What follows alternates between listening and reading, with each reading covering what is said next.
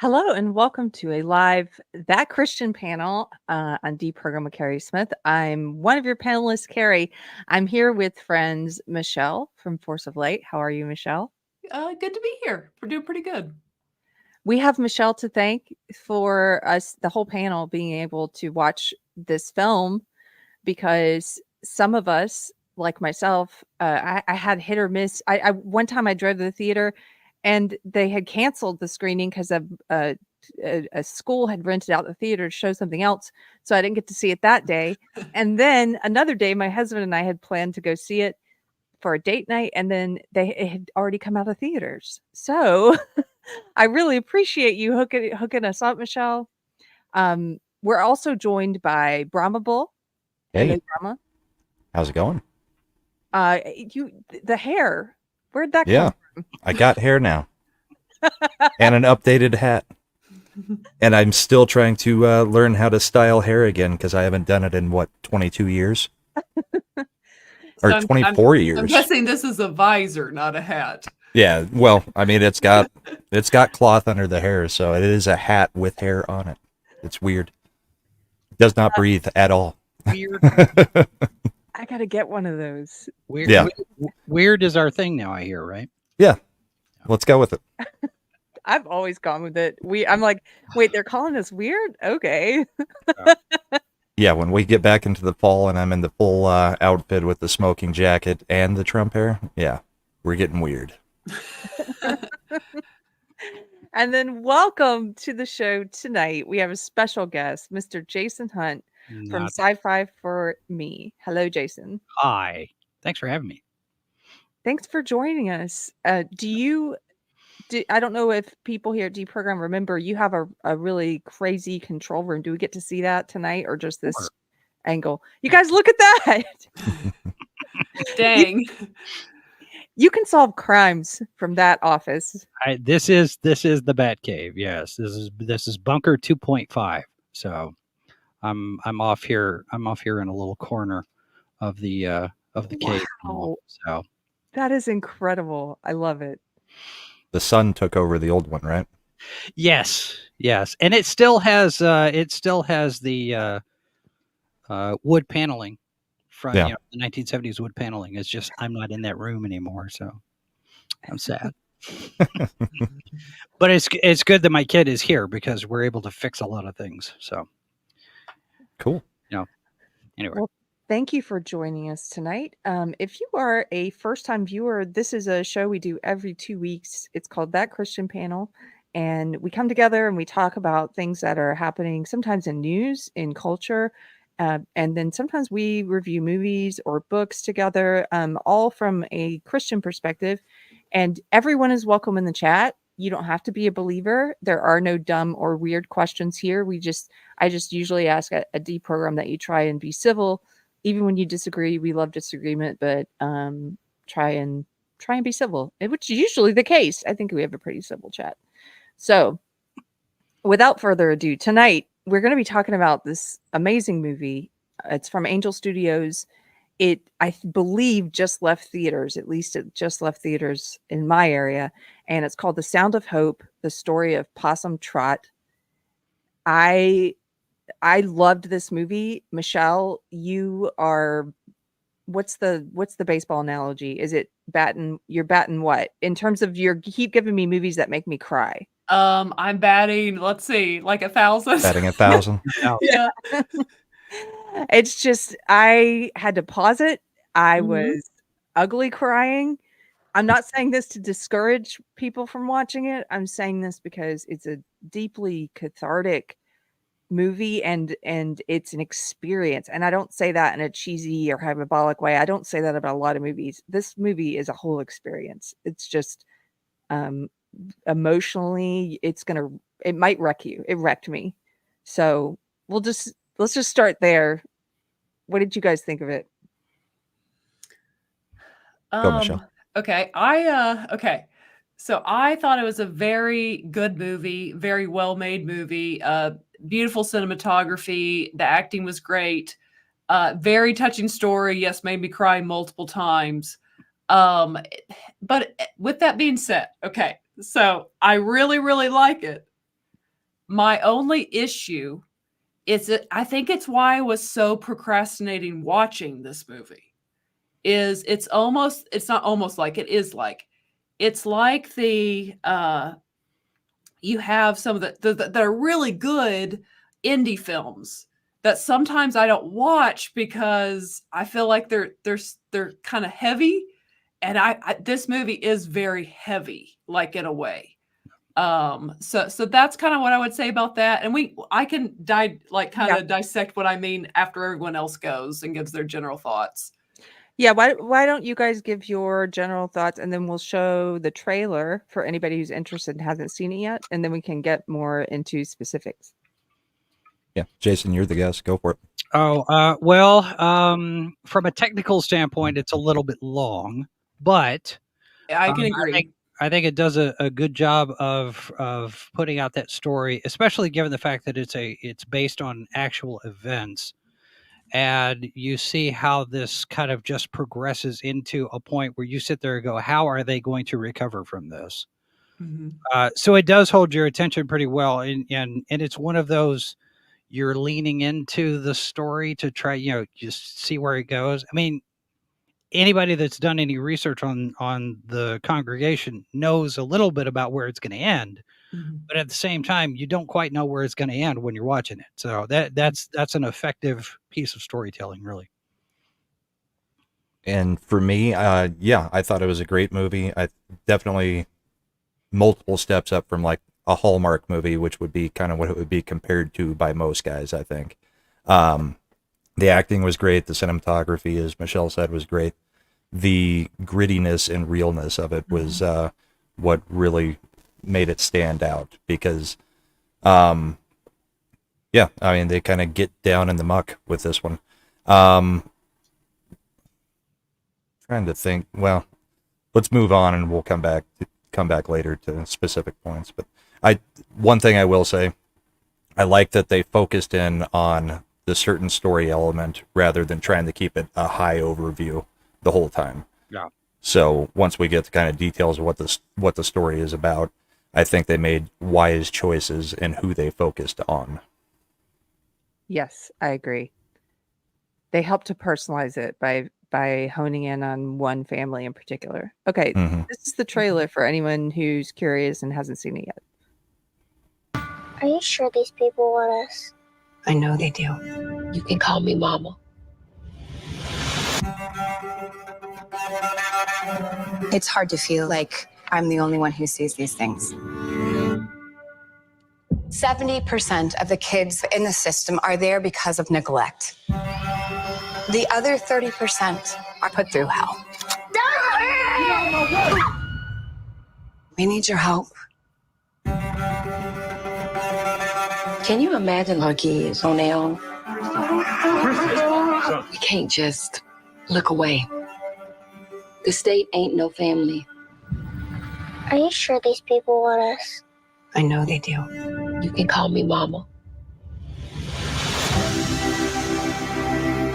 Oh, Lord.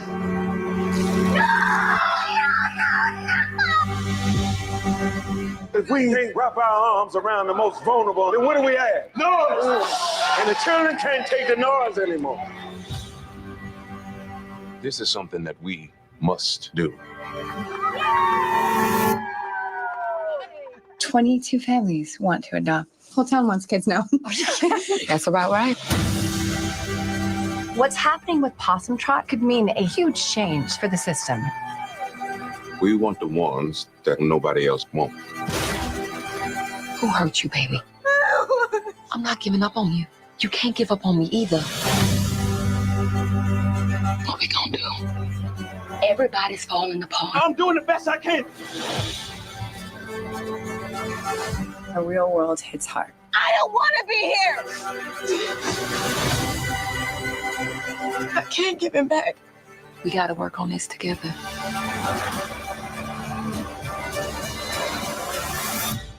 We your people now. And love never gives up.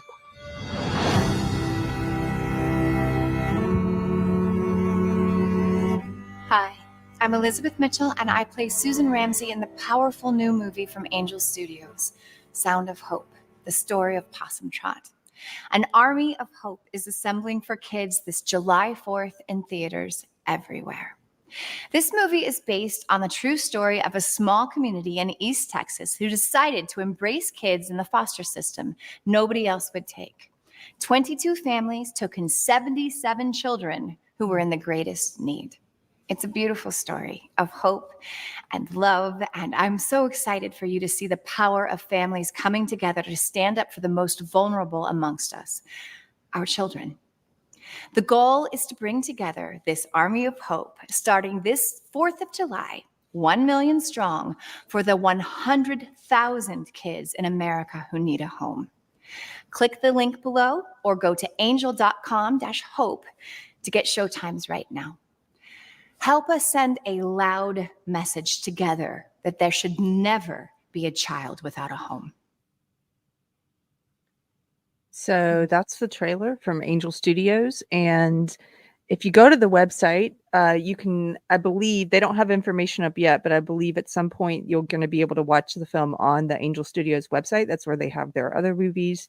And if it is still, it's not playing in my area anymore, but if it's in your area, they do have a function on there where you can look up your zip code and see where it's screening. So it'll also be on Daily Wire Plus at some point, I believe, because they were the distribution partner for this. So I tweeted before we started that I was left kind of speechless and was going to try and figure out what to say before I got to the stream. But this movie, like you said, Michelle, it's a really heavy movie. It's not a cheesy or hokey depiction, or it is, I would say, overall, it is a feel-good movie, but it's also a feel-bad movie. You're going to be put through the trials and struggles with these families. And it might be one of the most emotionally wrenching movies I've seen in a long time. Oh, let me add Odin. Hello, Odin of OMB Reviews. Hey, howdy. Hey, Odin. Welcome. Thank you. Sorry I'm late. Kids, as usual. Kids. Son was especially not in the best of moods, and so we had to get him calm before we could get him down to bed. Well, welcome. We're glad you could join us tonight. We Yes, just me showed the too. trailer for Possum Trot, the story of Possum Trot. Mhm. What did you think of it? I was hearing what you were saying when I was getting in, and I totally agree. I've been one where on the panel before I've even mentioned I'm usually very critical of faith-based movies, and I think Angel Studios has definitely had a very mixed track record, at least for me. I obviously loved Sound of Freedom, that came out last year, but the other films that they've released, I've either haven't had a chance to see or just haven't really lived up to what Sound of Freedom did. And obviously, I think a big part of that is the fact that they bought the rights to Sound of Freedom versus actually producing it. I believe this one, and correct me if I'm wrong, I think they did have a hand in the production on this movie. I believe so. Well, Yeah. and I think something too, to be fair, kind of when we compare like Sound of Freedom, at the end, like Sound of Freedom is almost more like a throwback to Hollywood of old that wasn't afraid to mention God, but it really isn't a faith-based film either. So Yeah. I like to make that little distinguish. Oh, absolutely. And the subject matter too, I think they're both of equal importance in different ways, because it's dealing with two very big problems, but that are both very significant. But obviously how public persons view that, I think, is different. Like we think about the entire industry, unfortunately, that, disgustingly, that exists of the trafficking of children.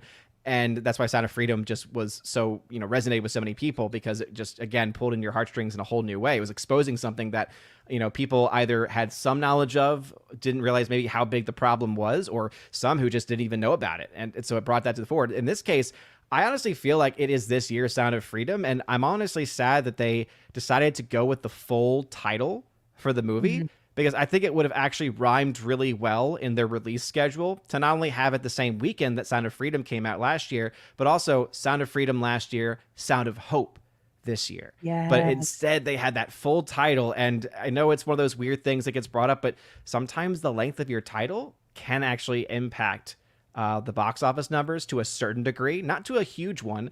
But let's just say I think it's one of the reasons why, for instance, a Mission Impossible Dead Reckoning Part 1 didn't do too well. That's what I was going to say. Looking at you, Mission Impossible. Say that, right? But yeah, I still very much enjoyed it. I was not, I didn't know what to expect with this one. Just the fact that you had one of the actresses that was in, that was in Black Panther as being one of the producers on this movie, I think was a really cool thing to see, because it's the kind of movie that you don't really see a lot of major Hollywood studios vying to pick up, right? It's the kind of movie that Angel Studios can pick up to distribute. It's one where, and honestly, I think this may have also been a detriment. And again, despite what people's emotions might be, the fact that they also worked in tandem with the Daily Wire in distribution of the movie, I think may have also maybe have hurt its release too. Because whether you agree with it or not, there are people that hate the Daily Wire. Yeah. There are people that hate the branding of conservatism with anything. I think that that producer, Letitia James, I think is her name. I think she even backed away from it because she did not agree to have that partnership. Actually, that was mischaracterized. It was reported that she was distancing herself and she was disavowing all this. But if you actually go to her Instagram where she posted about it, she made 2 points. She's like, one, I didn't know about the Daily Wire deal. Nobody, it wasn't up to me. I wasn't part of that decision-making process. Yeah. She didn't sit there and turn around and say, Daily Wire shouldn't be involved in this. What she did say was, I didn't know the Daily Wire was getting involved, but let's not make this political because I want people to know the story about kids. Yeah, she basically said she would have preferred it not to have gotten political in any way. Yeah. Yeah. Yeah. But that's I think not disavowing as much as it is. Yeah. I really wish I had some say in this. Yeah. And actually, I have to agree, because I think that she should have had a say in it as being one of the producers on it. And as I mentioned, it also, I do think, impacted how many people went to go see it. Because this is the kind of movie that you would think would and should get those screenings in a lot of those Black neighborhoods that show up for movies like this typically, right? And I think that some of that might have actually gotten muted by its association with a conservative channel. And that's obviously a whole other discussion, because I think there's a lot of issues when it comes to their production company in general and how they isolate themselves in many ways. They don't really reach out across to all peoples and demographics in a way that's going to be sustainable for them. But I think because they got involved, I do think that hurt the bottom line. But the film itself, I thought, was really good. It was not, it was basically like that Sound of Freedom. I think they both have certain levels and aspects from an objective standpoint. But I think that this one's an important film because you don't realize just the power that a community, especially a church, faith-based community, can have on the world until you find out the story of Possum Trot. Like just the fact they brought in so many kids, and that they really honestly show what true Christian solidarity looks like, what true Christian discipleship looks like, because we always hear this phrase in politics. And I think this might be another reason why not to have that political connection is, and I think it was like Hillary Clinton was famous for saying it, well, it takes a village to raise a kid. And it's like, no, get away from my kid, Miss Clinton, right? But it's true to an extent, right? Because if you have a family, if you have an extended family, if you have a church faith-based community, it allows you to be able to do things that you couldn't do previously and rely on others when you need help and assistance. So it was a beautiful story, though.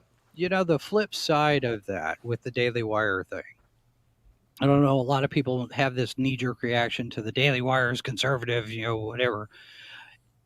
I look at this, I look at Run, Hide, Fight, I look at what they're doing now, coming up with the Pendragon stuff, and it feels to me like Daily Wire, and Jeremy Boring has even talked about this, Daily Wire is doing this work not as a conservative political move so much as it's counter-programming. And I think the more Daily Wire does this kind of these kind of partnerships with films that have no political message whatsoever, I think it might dilute. Maybe the goal is to dilute the alt-right, MAGA, conservative, whatever labeling that's on there, and people might not be so quick to make an assumption but it's going to take time for them to earn that if that's what they're going for. But I think it's a good strategy if that's what they're trying to do. Well, then you've got to not do Lady Ballers. Well, there's that. I'm really looking forward to Pendragon, though. That looks fantastic. But Yeah, it's a series of books that I've loved since middle school. Yeah, I mean, not to get off track, but that just looks incredible. Yeah, it is true though, because there is a bit of a messaging problem because they have Pendragon coming up, which does appeal to some, but then they've also got the, Am I Racist coming out too, and so it's like you have these films with these personalities that do draw these emotions, whether we want that to happen or like that. It kind of reminds me of the discussion that we had when we watched Nefarious, which was a brilliant movie. I loved it so much. And yet I still have to say, for those that did not want to watch it because they found out that Glenn Beck was in the movie, and for me personally, who is actually a fan of his, when he comes in the movie at the very end, when you actually see him on screen, it took me out of it completely. And like that, I think, is the kind of thing that we're seeing, even with going back to Sound of Hope, the fact that you still have that connection. Because yes, are you going to have people over time that are going to slowly realize, oh, they actually make good products, they make good things? Sure. But until they are actually able to have a much clearer line of delineation, right? A line of demarcation between their different studios and projects, they're not going to be able to make as much headway as they probably need to with the amount of money and the amount of things that they're putting into it. Obviously, I'm not saying they're stretched for money, but it seems like they are putting a lot of money forward and investing in these projects. But again, it's interesting, just their release model hasn't really worked that well so far. And I unfortunately do think it did hurt Sound of Hope. How much, I can't say. That's just, again, my own personal thought. I think it hurt it somewhat. By that, I mean maybe $1 million or $2 million, which isn't a whole lot in comparison. But the film really just did not do much at the box office. It's almost... Oh, sorry, go ahead. Well, I was going to say, I think over time, I would hope we could get to a place where people don't see Daily Wire and then say, well, I'm not going to watch this, even though now, first of all, there's a lot of people who wouldn't watch this anyway. It's about God. It's a thoroughly Christian movie. It's about adopting kids. There's going to be a whole bunch of people who wouldn't watch that anyway. But I would hope the people who would watch it, we could get to a place where they don't see Daily Wire and then say, oh, well, now I won't. And so maybe that's the intention, is it might have hurt this film in the short run, but eventually we could get to a place where that doesn't matter so much. And we start to dispel this notion that like the Daily Wire can only do right-wing political films, or, that they can be a studio that produces all different kinds of movies. Because I like comedies. I haven't seen Lady Ballers, but I like comedies, and I also like this. It's not funny. It's not worth it. Okay. No. It's not funny at all. And I was the Daily Wire shill on Comics' channel. Well, if I like comedies, then I shouldn't watch it, is what you're saying, because it's not funny. Okay. Yeah. Correct. But I probably will watch Am I a Racist? That looks pretty funny and interesting, and very different from this movie, but they come from the same studio, so what? That's sort of, I guess I hope down the road that would be, maybe we could lessen some of the tribalism around a name like Daily Wire. I don't know if that's but look what they've done. They've actually already done that, though, right? There's a reason why there is an entirely separate app called Bent Key. Yeah. And the reason why is because it creates a name differentiation between it. Even though it's very clearly, if you were to do a quick search, find, that's literally underneath the Daily Wire, it doesn't have that name to it. And so that does matter. So I think that, honestly, what they should do is, for their films like What is a Woman, which was phenomenal, I think the most important documentary of our lifetime, potentially, Am I a Racist? Those can be under the Daily Wire umbrella, because that fits more within the branding, right? Whereas things like Pendragon, the upcoming Snow White film that they announced, the productions that they help to distribute the films, they need to create a separate distribution arm with a different name to it. Because like Disney did. That will be an easy way, I think. Because, again, as shallow as it sounds, humans are shallow people. Humans are shallow creatures. And so you have to, if you really do want to make a mark and to be able to expand, you got to help people sometimes and take them by the hand, unfortunately. Well, Disney did that with Hollywood Pictures and Touchstone, to get, Disney stayed the family-friendly Disney princess cartoon stuff, and Touchstone, Hollywood, Miramax, those became the PG, the PG-13, the R, the art house stuff. There were all these separate banners for distributing, depending on what kind of movie that was, what kind of story was being told, and what the audience was. And I think Daily Wire needs to do that. Maybe they're starting to, like you said, with the bent key stuff, they do need to have a little bit more delineation between the kind of programming that they're involved in. Well, and what a great problem to have if they're big enough and they're putting out all different kinds of movies, to have different branding, letting you know, like, this is a part of the family films. Or And Odin, you're obviously the expert on the movies and stuff, but I mean, I wouldn't have even known about this movie if not for the Daily Wire announcement that they were part of it. I don't think Comics Division would have gone and seen it unless I had brought it and said, hey, Daily Wire is actually doing this, you know, since Comics is not religious in any way, but he is, you know, he is more political than a lot of people. I mean, he was willing to go see it because it was like, yeah, we need to support, you know, some conservative, you know, production. We need to try to create that alternate Hollywood. So whether they brand it with their name or not, I mean, you could say it could have taken away 1 to 2 million. You could also say maybe it added some because that's where people saw the previews. Because I never saw a trailer for it outside of the Daily Wire or us playing it on our shows. Yeah, because I obviously got connected through it with Angel Studios since we've been in contact with them, able to, again, shout out to Angel Studios for the screener, at least for me. I know I think y'all also got one too. Yep. But I guess it really goes, for me, it continues to go back to, the thing is, if it did go underneath another name, for instance, you would still, because you, like the Daily Wire, would know about it. You would know about this production company, and so you would still be able to say, oh yeah, by the way, this is coming from a company that is, you know, from the Daily Wire. And so that would actually still have the same impact. Whereas there are enough people out there where, and I think marketing is a part of it too. That's why I said it's not the only reason why, but I do think it did keep, like, especially when we think about it from movies like this tend to do really well because they're able to get local communities and really, unfortunately, we have to say it this way, activists involved. And activists, I don't think, are going to be as likely to get involved with busing people to theaters in droves to support a film like this if they feel like there is a political connection.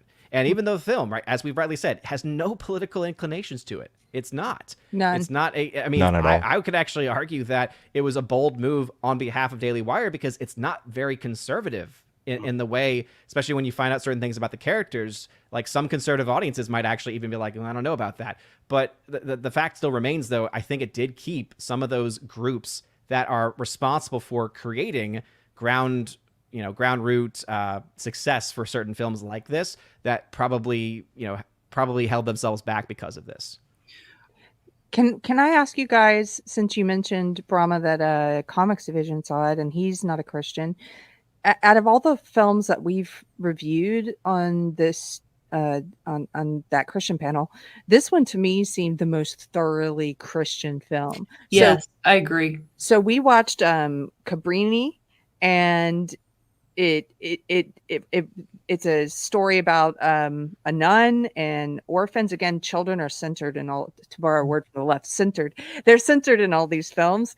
But I don't feel like, we even talked about when we reviewed that movie, you don't have to be a Christian to really get a lot out of this movie. And the same with Sound of Freedom, as you said, Michelle. It mentions God, but I wouldn't think of it as a Christian film. But this one, I think, is a Christian movie. And so I was wondering, and the reason I say that is you are walking with these families through that journey, the pitfalls, the ups and downs of being a believer, and of prayer and faith and trust. And you watch this, and it might seem very foreign to you, I think, if you're not a believer. So I wonder, here's my question: how did Comics Division like it? And do you think that you have to be a Christian to really get something out of this movie? Comics liked the movie quite a bit. I mean, he saw it, I think, opening day, and immediately came on that night and told us how good the movie was, encouraged everybody to go see it. His take is, obviously, it's a faith-based movie. So yeah, you're going to have, religion in it, but the major overarching story can apply to any community. It doesn't have to be just Christians doing this. It just happened to be Christians who took the lead in this, this one situation in this city. And that's the example that they were setting. And he believes that's a good example. Comics is, though he may not be religious, he's very able to understand things from the religious points. So, I mean, he's not offended by religion.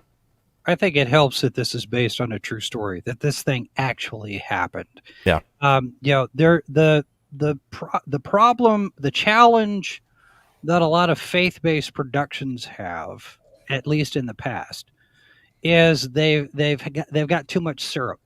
They're too sticky with the faith, and it comes across as being a little insincere. In this particular story, these people are living their faith. They're walking, they're walking the walk, and they're getting this done because they have a conviction in their belief that we need to do something to help these kids. And I think the fact that this actually happened probably is going to mitigate some of that. Oh, it's a faith-based thing. It's a Christian movie. Well, yeah, it is, but it's not a movie about Christianity. It's a movie about Christian families adopting kids. And so the focus is different. And I think that in the long term, people are going to look at this. This is, like you said, this is about a group of people who saved kids. Mm-hmm. And they did it because they were Christians. Being Christians helped them make the decision that we need to help these kids. But the movie doesn't preach Christianity. It's the book of James. Show me your faith by what you do. It's not just say you're a believer. You have to act on that belief, and you have to live that belief in what you do every day of your life. And these people did that. I will say, back to Keri's question, though, I do think of all the movies we've seen, this one really relayed the Christian faith the most, but not in a like, if you want to say, gaggy way, not in a way that feels forced, but in a way that feels very raw and real. Let's say I've preached in some all black churches. They nailed the atmosphere of an all black. I mean, they did. They clearly went and did research, and I mean, they acted it out very, very well. On top of that, then, like, say, even when, like, the lead female, the mother, Donna, even like when she's kind of despairing, will just kind of genuinely cry out to the Lord. It did not at all feel like an actor had a script and was reading the script of prayer. It felt like a Christian in that moment. What they would do was begin just to pray to the Lord, and it felt very genuine and real. So I think they did a great job of actually really genuinely portraying a Christian faith, but it felt so authentic. Yeah. And the movie was just done well. Yes, I mean, that's the other thing that draws people to it. I mean, it's not a Kirk Cameron movie. It's actually shot well and scripted well and acted well. The music is great. I mean, the music is... I saw somebody who is sort of anti-Christian on Twitter a while back criticizing a scene in a TV show and saying, this is how Christians or Christian movies are. They use music to touch your emotions and to manipulate you, and so that you feel things. And it was like, yeah, don't all movies do that? That's what music does. Music touches your emotions. John Williams, anyone? Yeah, does the movie, I mean, I think of it because the second one comes out this year. Did Gladiator not use that hauntingly beautiful music at the end to really stir your emotions? Yes. Yes. And they do it effectively in this film. I mean, the whoever did the music supervision did a great job, because, I mean, they just pushed me over the top into that feeling, with these very emotionally laden scenes. And then to your point, Michelle, about the black, the feel of a black church, I loved they brought that old gospel song into it where the whole congregation starts singing, Satan, we're gonna tear your kingdom down. You know that song? Yes. Oh yeah. It's like it just it brought you there into the moment. And so I love the music of it. And I don't know. I where can I go from here? I guess maybe I think the other thing that helps is the fact that you've got Elizabeth Mitchell playing right. the child support, CPS. the CPS work, and Okay, I'm what is looking she at her from? like She looks so familiar. Lost. Lost. she's in Lost. Oh, yeah. Okay. I didn't watch Lost. And Santa Claus. She's been in a few things, but Lost was the Okay. major role in Santa. She was Mrs. Claus in one of the Santa Claus She's movies. in or the all she's of in them. the V reboot and all these things. And I looked at her and I was like, I know this person. I recognize her, but I don't recognize because her short hair. I've never seen her with short hair before. And Elizabeth Mitchell, I was like, okay, yeah, now I get it. And I think as things progress, you get productions like this that start to attract talent that you don't normally expect Yes. in the faith-based stuff. It's not always Kirk Cameron. It's not always Kevin Sorbo. It's not all, there's that one. Science fiction does the same thing, especially in the 80s and 90s. Everybody had the same guest stars. The Star Trek people showed up in Stargate, and the Farscape people ended up over there. All is mix and match because there was this stigma around science fiction. Oh, I'm going to be on a science fiction show. Well, you only had this certain stable of actors that you'd think about doing it. Faith-based stuff is the same way. Neil McDonough is a good example of somebody who lives his faith. He's out there. He's talking about his faith is a very big important part of his work as an actor. He's Won't even kiss a co-star. Won't even kiss a co-star on screen because he's married to his wife and that's it. And I think if you get more higher profile marquee names like Neil McDonough, Elizabeth Mitchell, and that sort of thing, that's going to add another layer of credibility and respectability to productions like this that might otherwise go under the radar. Well, I just think at this point, I said this actually in my last review. I think I said it in the Cabrini review I did. I was one, I never really liked Christian films because, and I don't mean to crap on Kirk Cameron, but those type of movies, they weren't. It has its own style. Yeah. I mean, it's not crapping on them. It's we like all know it.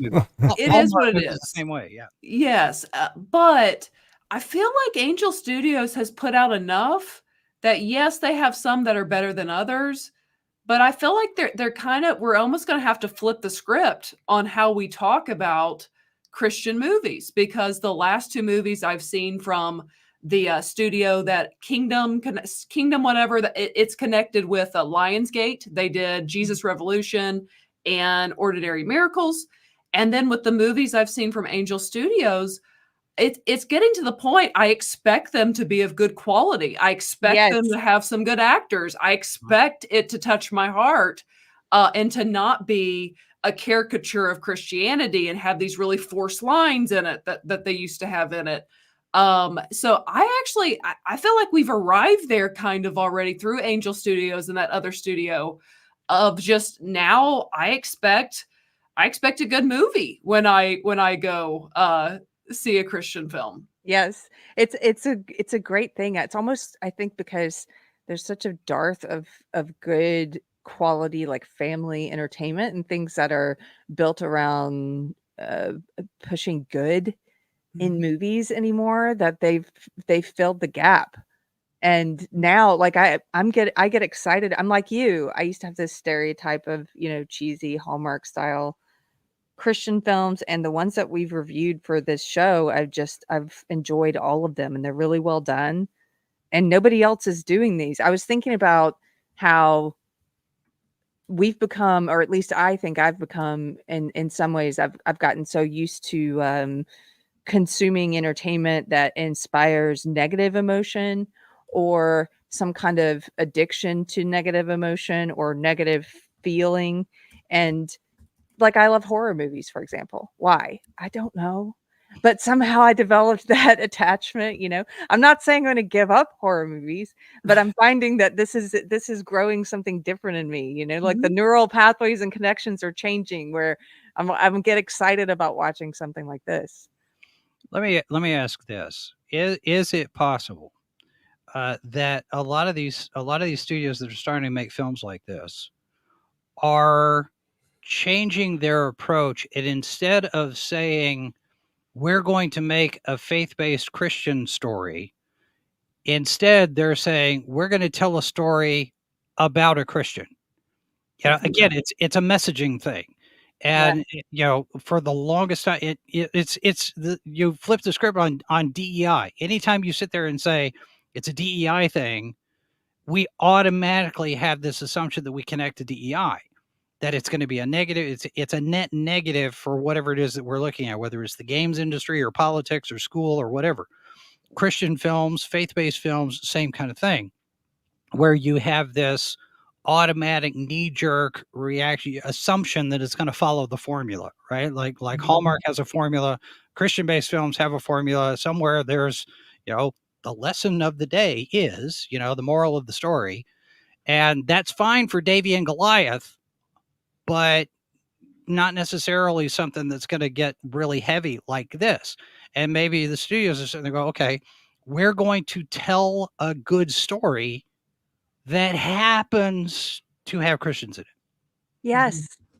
I think that's best, rather than trying to brand it in a certain way. It's almost like you're telling a story that happens to be from a Christian point of view and Christian perspective, which, by the way, is kind of what I think about our panel and the show. Even though we call this that Christian panel, but it's sort of, I don't think of it as we are giving the official Christian. It's more of this organic, like you're coming and you're listening to four people who happen to be Christians give their perspective on something. And it just feels like that's more freeing to, and maybe less, I don't know. There aren't as many, you're not having to shoehorn yourself into a box. And maybe that's what's happening with these movies. Did we lose Brahma? What happened? Yeah, what happened to Brahma? I'm thinking he'll probably jump back on.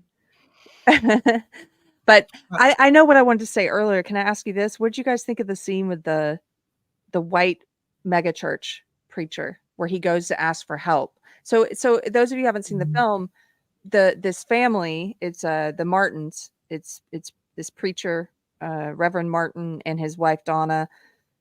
They feel moved to start adopting kids who are in the foster care system, and it's, as you saw in the trailer, it ends up that 22 families adopt 77 kids who were the hardest to place. And in the course of doing this, all the families in their church are struggling. They're struggling financially. They're struggling with their faith. They're struggling with kids who have a lot of severe emotional problems and physical trauma. And at one point, he goes to a neighboring church, and you can see that this church has a lot of money, unlike the black church. This church has a lot of money. They're running through some tech issues, and the stuff they're showing in the slides is them asking for money so they can hit their $1 million fundraising goal for a new church, and something about raising money to go to the Bahamas or some kind of trip, And he comes in there and is basically like, "Can you help us? We need help." Yes. And Keri, check the private message. No, I agree. And he doesn't. He does not help them, really. Well, he writes a check for personally, and it's not explicitly clear in that scene, but Yes. I did get the idea that this church has been helping them. Yes, I did too. I did too. I think that scene is probably the only ham-fisted scene in the whole movie. Explain what you mean by that. It felt forced in the kind of thing it was trying to say. Big rich church doesn't want to help these kids, and I think that was probably a little bit. I think that was a little bit too on the nose, forced into the thing. That might have been the way it played out, but I think it was overcooked a little bit. I can kind of agree with what you're saying there. And I mean, there very well is truth to it. It very well happened, but I also get what you're saying of how it just kind of felt a little forced in the flow of the movie. Mm-hmm. Yeah. No, I definitely agree. And I think there's a couple other moments, like I forget exactly because it's been a little while since I've seen it, but when there's like a moment where they're like, and again, this might just be as a Catholic looking at it, when they're doing like the praying over one another type of thing, like and the publicly tiki, like there's just something about the way in which that prayer was being done, even outside of just the regular church service. It was like in the interactions. Again, it was like someone heard the other person from the other room and they were talking and everything. And like, that's just odd from at least a Catholic view. So I can see how that could, for someone who might be either a person who's a Catholic or someone maybe who from a different faith background or someone who doesn't have faith, where that might be seen as over the top. But what I really liked about the film, especially, was that the acting didn't feel over the top. And that's something that can often happen in movies like this, is that you get these just, you know, crazed, just overacted performances, and you don't get that. And what's the most impressive to me is how the kids did in this movie. Yes. And I don't know what was talked about, because I had to rock my baby girl to sleep because she was having a rough time. But especially the young daughter, the one who is just the one that no one wants, who meows like a cat, because that's how she deals with her problem. That's how she is able to cope with all of the terrible things that she went through. The young actress that played her was just fantastic. Like, it's Diana Babnikova. Okay, is her name. Okay, yeah, I don't know if she's done anything else or not, but I just felt like she did something that is very hard to do, which is to be a younger actor portraying a role and showing that she is up to the task. Showing that she was clearly not just a friend of a producer or some random celebrity or celebrity person's kid. Like, it was clear she was chosen because she must have given something in her reading of that role that showed them something, and it clearly shows on screen. I think she may have actually been my favorite actor in the film. I think the other thing too is you look at some of the people that are in this movie, and, you know, from the cast side of things, and they're not recognizable names, but a lot of them have been acting for quite a while. You know, it's just depending. You know, like I say, the kids probably not so much, but a lot of the adults have track records, but some of them don't. I mean, some of them, you know. This is not something you have a lot of names attached to. And sometimes when you have a lower budget and you have actors that aren't recognized, then maybe they're quite not up to snuff that you would think. But I agree with Odin. I think everybody did really well in their performances. I think the kids did great. And this, and you know, and Babnikova doing what she did with Terry.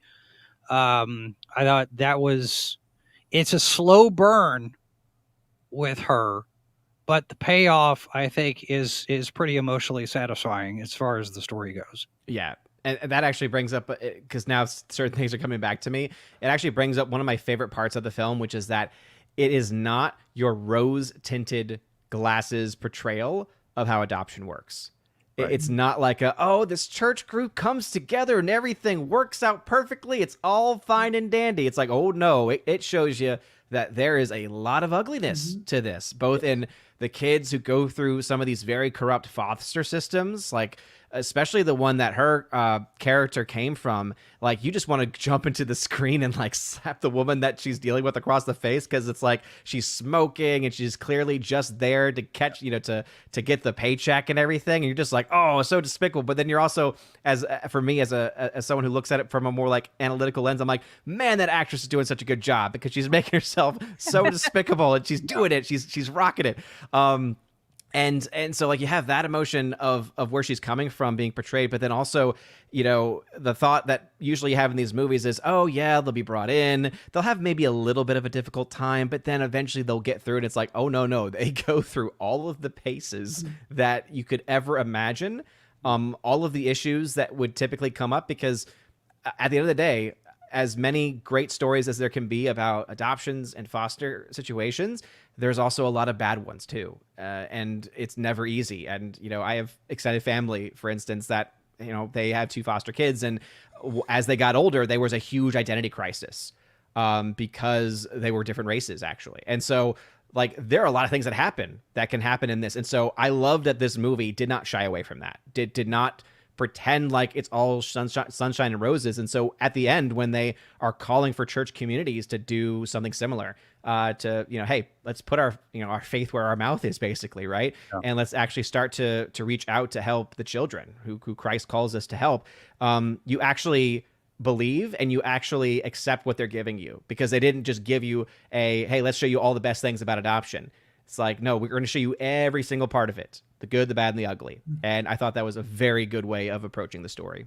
Yeah, my brother-in-law is a foster parent. He and his wife are foster parents up in the Seattle area, and it's the same way up there. I mean, you have kids that just get ground up and spit out.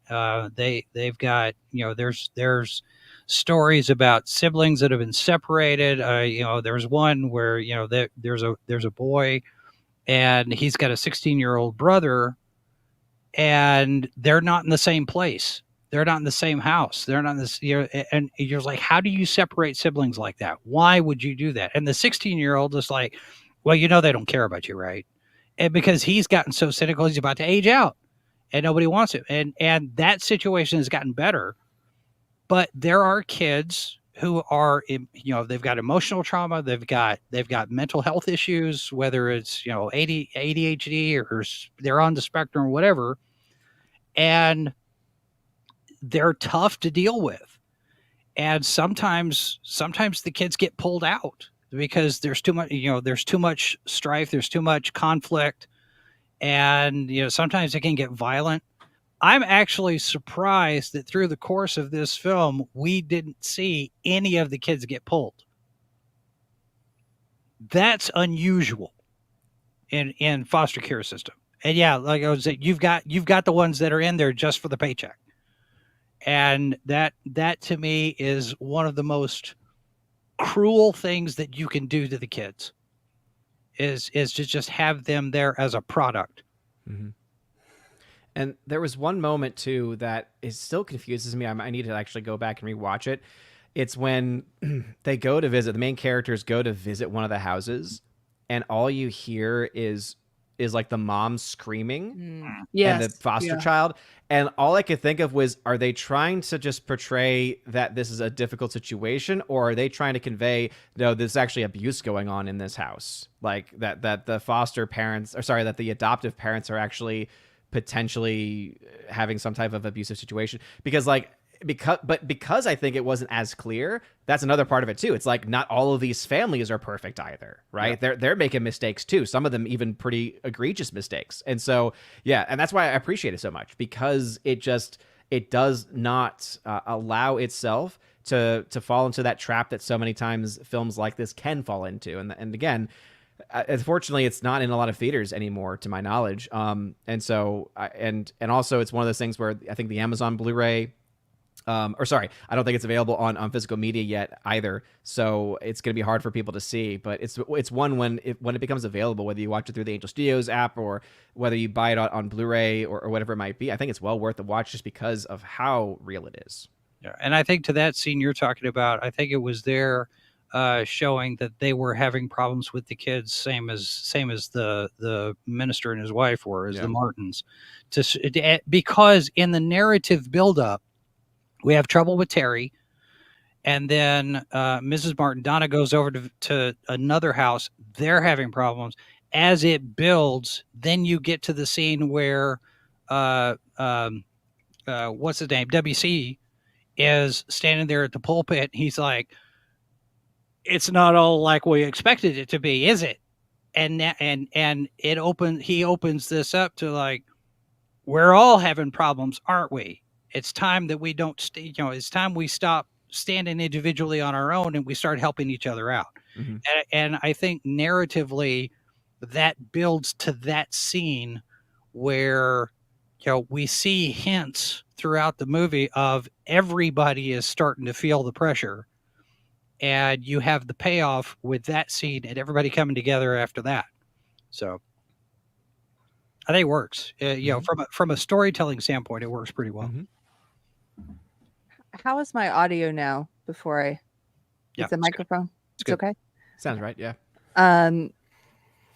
To your point about how difficult, how they show you all the difficulties. How many times during the movie did you guys think like I would have to tap out now? Yeah, it was tough. And that really convicted me. And watching them and where they went from there, from that point at which I was like, I don't know if I'm a strong enough person. And it's so funny because right when I was thinking that, then the main character, Donna, one of the main characters, you can hear she does sort of a voiceover in the film about you don't know. She's talking about the nature of faith. And you don't know what your faith is or how strong it is until you have a heavy burden pressing down on top of it. Yeah. And you come to learn that you're not walking alone. And I loved that whole part of the film because she's almost addressing the fears in the audience, I thought. I think too, for some people, and I've gone through this myself, when Christians come to a crisis point, depending on the nature of your faith, the strength of your faith, the toughness of what you believe, you get to these crisis points where your faith gets tested. Marriage falls apart, death of a child, death of a parent, all of these different things where you're in this situation, bankruptcy, lose my job, whatever. And you get tested. And it's just like in the book of Job. What is Job going to do? Because all of this stuff is happening. I mean, his life is falling apart around him. And everybody was like, just, disavow your God because you obviously did something to tick him off. And Job's like, nope, this is happening for a reason. And I think you see some of that in this, especially with the Martins, but others sitting there going, okay, God has a plan. There is a reason why we're all going through this the way we're going. And I think it's presented in the film in a way that's not over the top and preachy, but it's, here's how we dealt with this. And I think it works pretty well. No, I think so. So back to what I was going to say, what I said earlier that I will go to. I think this movie, while I really, really appreciate it, and it's a very, very good movie, again, one of the reasons I think I was reluctant to watch it is it really is like an indie film that is going to take you through kind of despairing places. Now, with the Christian theme, it's going to end victorious, joyful, good, which is why I was able to watch it, because some of those indie movies, I'm like, I don't want to be depressed today. But I would say, I think that's probably why it hasn't done quite as good at the box office. I think just the vibe of it, with everything going on in society, I think it was probably a harder sell at this moment in time, if you get what I'm saying. Yeah. Going in for something that's going to be hard to watch emotionally. Yes, because a good example, I would say, so and I know they made lots of changes to the real story in Ordinary Angels. They did a good job of balancing the heaviness with light moments.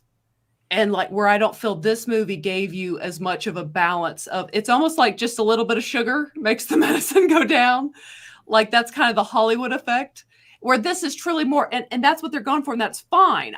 It was a good movie, more like an indie film that's just raw and real all the way through. But I'm saying, I think because of that, it probably hasn't drawn as much as some of the others in a way. I don't know if I'm making sense. Yeah. It's tough because the issue for Angel Studios in general is that they have not really had much of anything box office wise since Sound of Freedom. Like, because everything, of course, because it produced, because it distributed that movie, now everything is going to have to be, I think, fairly compared to it, and just nothing has. Like, I was actually trying to go back to see what Ordinary Angels did, and Ordinary Angels got to about $19 million, I think, is what this is saying. Hold on, no, $20 million. So it only got to about 20 million. I think Possum Trot maybe got to 10-ish million dollars. So it's not too much of a difference between them. So I go back to what I was saying before. I think with this one, it was marketing because it wasn't very heavily marketed for one. And Yes, I agree. I think that had they instead really tried to stick with Sound of Hope, that would have been a much more effective marketing strategy. Instead of being Sound of Hope, the true story of Possum Trot, like whatever the full title's name, like whatever the full title is. But then again, going back to about the political connection, I think also because they probably lost out on some of those grassroots, local church activists that might have been involved in it otherwise. Again, I don't have confirmation that is actually the case, but if that was the case, because again, they can usually turn up for these kinds of movies. I think that could also explain why it didn't do as well.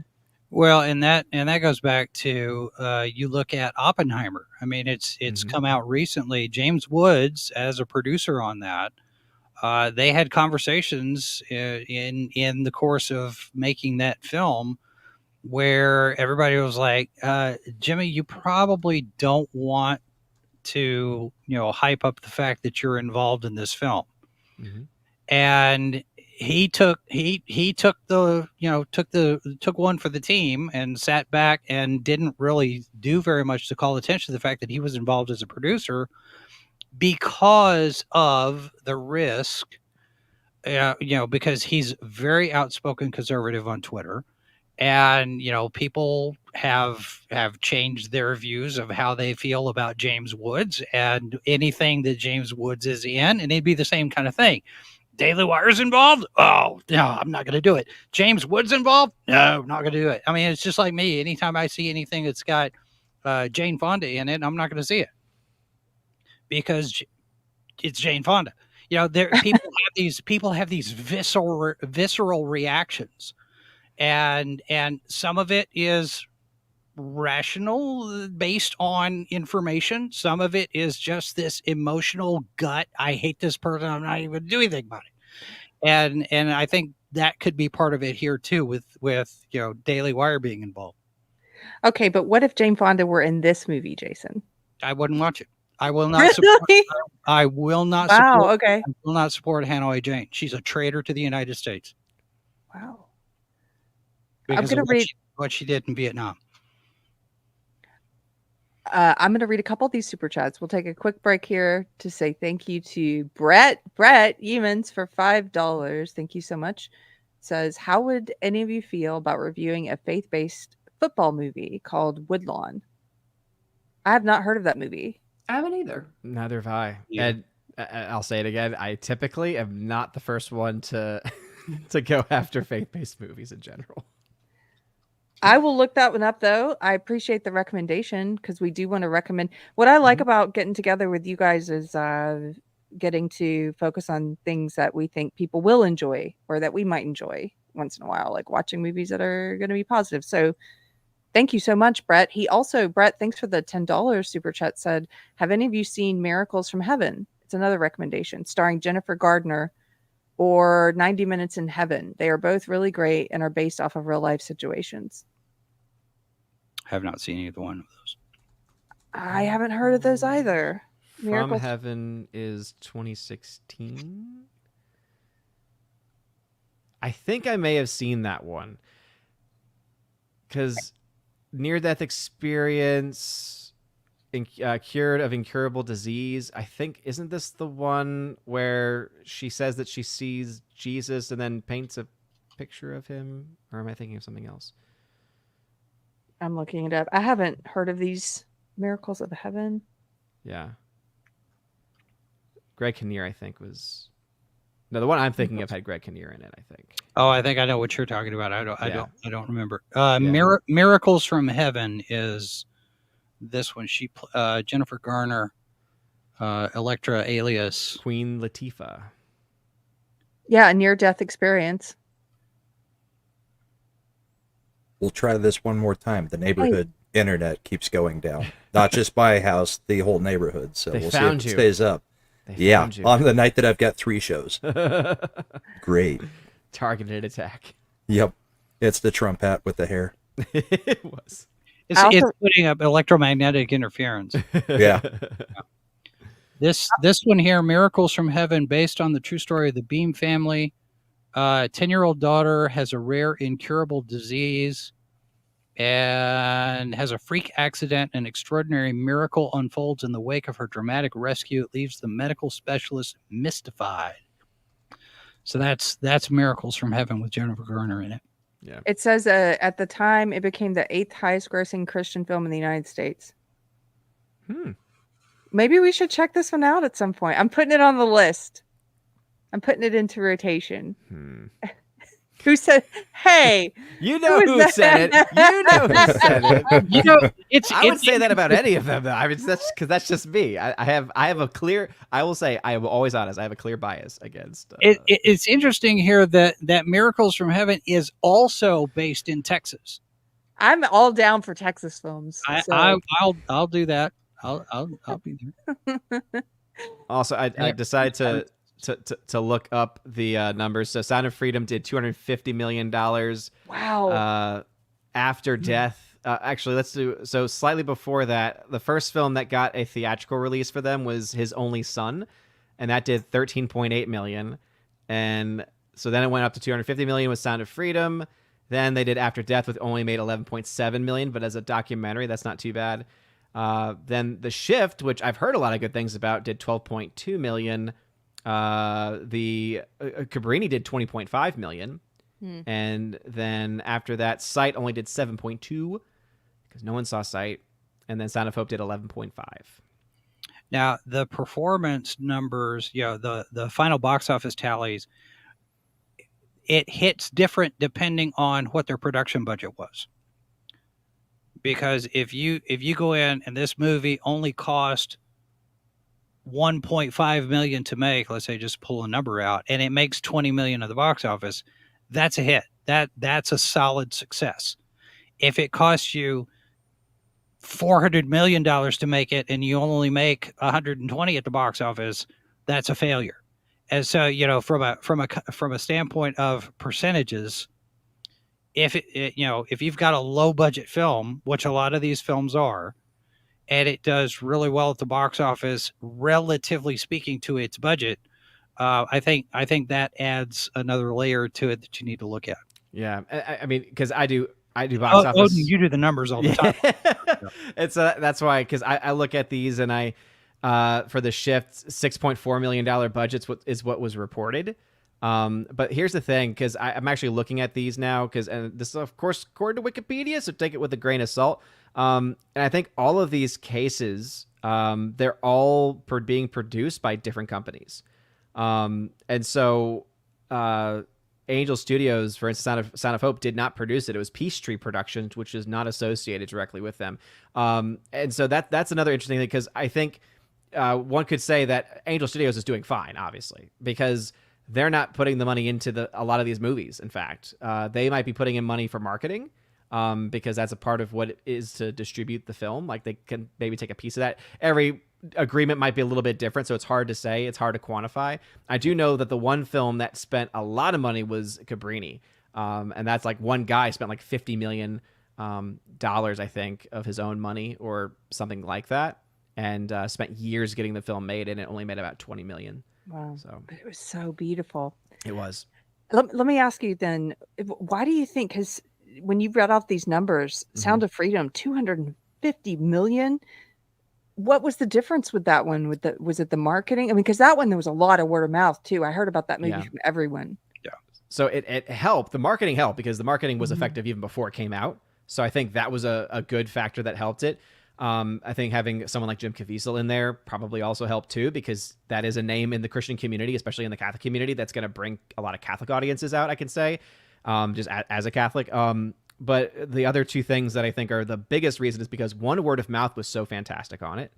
And then two, because it had this event film feel to it, right? It was that film everyone was talking about. It was that film bringing up a subject matter that was really taboo to bring up, right? It was in that realm of conspiracy, and then all of a sudden you watch, you're like, oh, I know, actually, this is real stuff going on, because people started to actually do research and be like, oh no, this is actually happening. Oh my gosh, $1 billion industry. Oh my gosh, how many kids are being impacted by this in real life? So I think all of those factors are what led to it just to run off.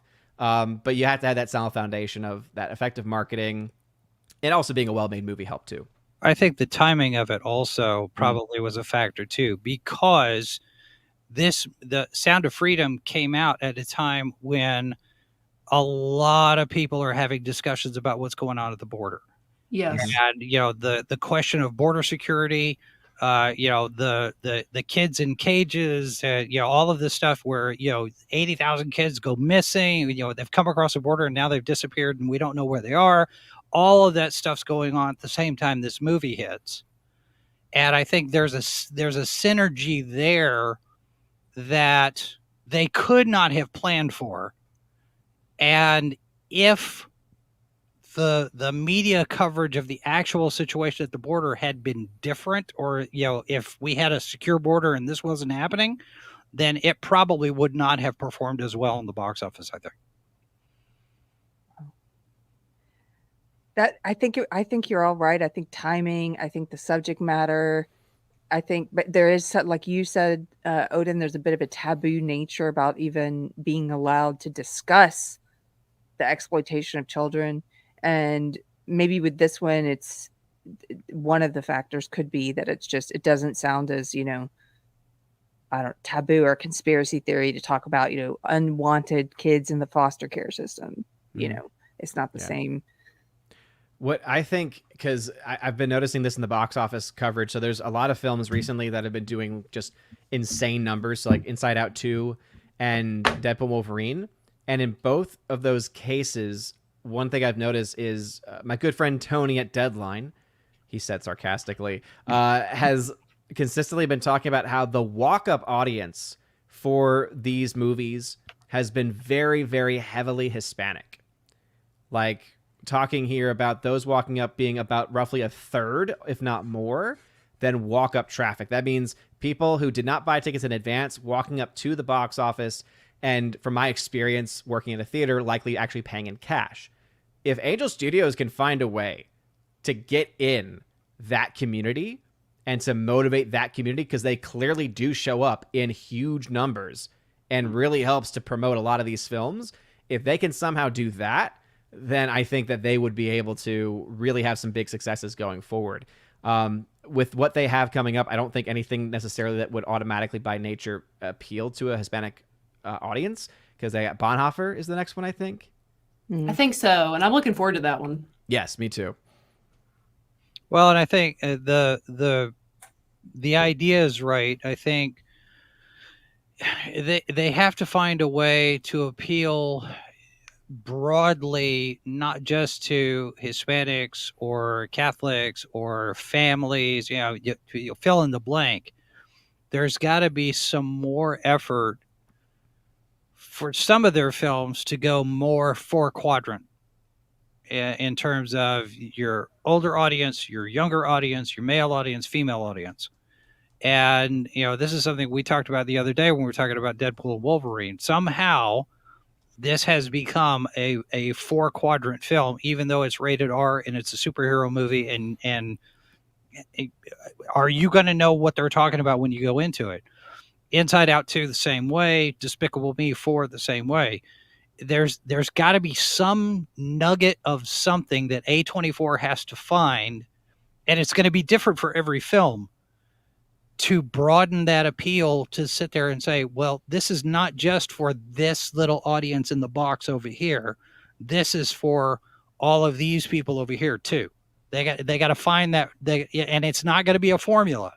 It's not going to be something that they're going to do the exact same way every single time, and that's going to be the challenge.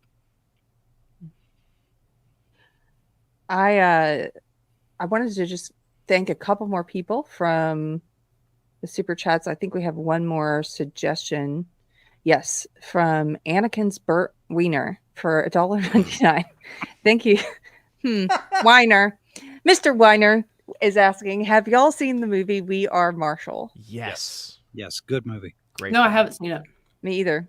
I will say right now, Michelle, from what I know about you, especially after what you said about your hesitations about seeing this movie, if I were you, I wouldn't watch it. It's a great film, and I think you should watch it, but I wouldn't watch it. You're going to cry. It's a football movie. Yeah, I have to be in the mood to cry. See, like I Okay. haven't even watched like in secular worlds. I haven't even watched Shawshank Redemption because I'm just like, man, I don't want to go through all this right now. Excellent movie. I don't see the Shawshank Redemption as that much of a tearjerker, though. There's mean, dark moments, but yeah, Come on. not you know. Oh, actually, It sounds okay. sad. There's one sequence that makes me cry every time, and I'll just say it's with the old man. Yeah. yeah, That gets me every time. You have to be in the mood to be emotionally devastated. You do, Yeah. you do, and I think that's what I think. Two things too. I think Odin nailed it on some of the marketing stuff. I wish they would have gone this. They really need to get movies like this specifically, truly in the hands of like churches, like giving them maybe if they could even do discounts for the church to get in a whole cinema, or because it really is a good movie that has a good message that I think Christians would really enjoy. And I think that's like a grassroots way you could kind of market movies like this. And I wish they would. Especially this movie, because at the end they have a plea. They bring on the real couple from this movie, guys. They have the pastor there and his wife, and at the end they're basically saying like it's almost like a challenge, like put your life where your beliefs are and adopt kids. If we can do it, you can do it. So if they're appealing to Christians to do this would be the perfect movie for something like that. If you're going to do that, you don't really, you don't even need the movie theater. If you're going to go the route of distributing and, making the appeal to churches and having some sort of an event, you could almost do like Fathom Events. And with the internet being the way it is now, and everybody's watching YouTube and Odyssey and all these, Rumble and whatever, then you set up your distribution, at least one channel of it. You can still do the theatrical stuff, but ahead of theatrical, you do this event where maybe the churches pay an access fee, $2 a head or whatever, and we'll stream this movie at X and so time at X and so day, and we'll give you the code, and you can bring your congregation in, and everybody can watch it on wherever it is that you're at in your church. And have that kind of to prime the pump for the word of mouth, where you sit there and go, okay, you guys have seen the movie. If you like it, go tell people about it because it's going to be opening in theaters on Friday. I think they should absolutely be doing this. Like as they switch over to streaming or wherever you said they're going to be at the Daily Wire and possibly also on the Angel Studio site, like they should be reaching out to churches and doing Grassroots. I would also love to see Angel Studios make a bid.